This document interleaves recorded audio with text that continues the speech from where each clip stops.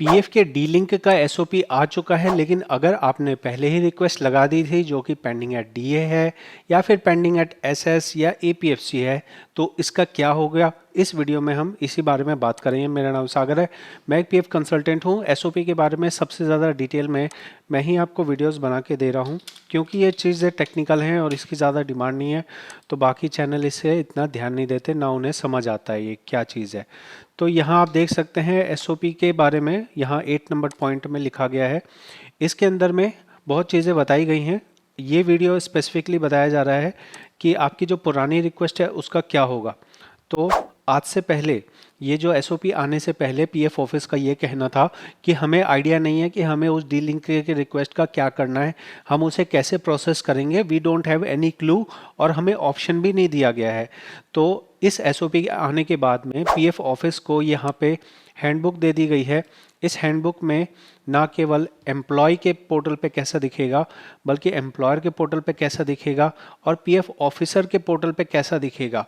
3 level के officers यहाँ involve हैं, जो कि है डीए, उसके बाद है एसएस और उसके बाद है एपीएफसी।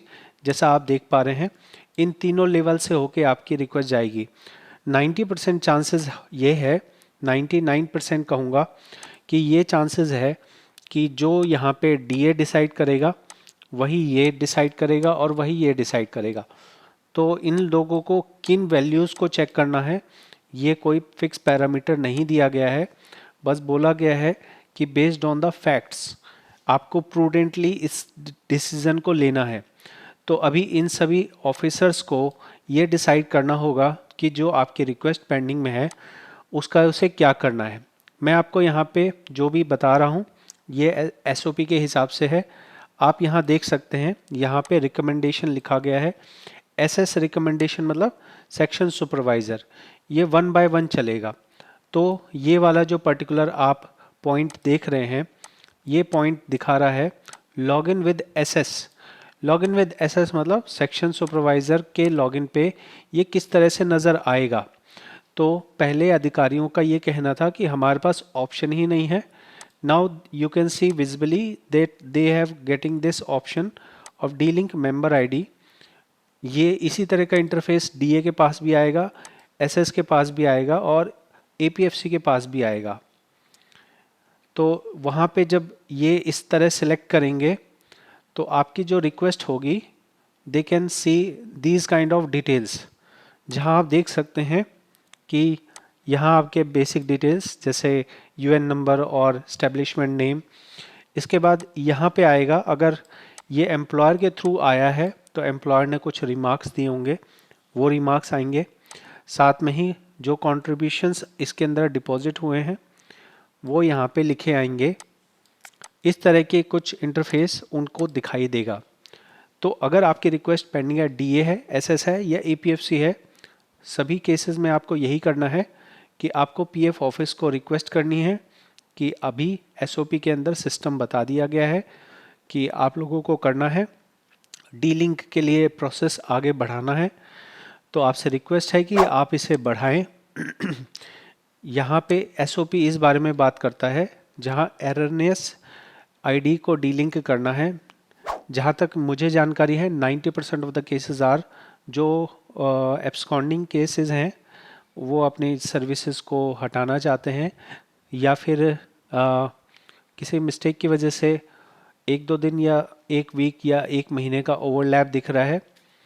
तो ये सभी सिचुएशंस जो है एररनेस आईडी डी लिंक मतलब एररनेस नहीं माना जाएगा।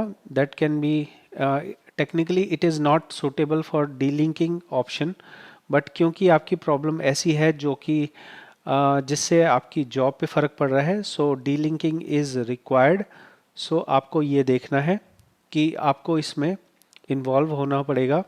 पीएफ ऑफिस आप यहाँ देखेंगे तो यहाँ पे 2-3 फैक्टर्स हैं जो पीएफ ऑफिसर को गाइड करने के लिए बने हैं। ये मेरा परसेप्शन है।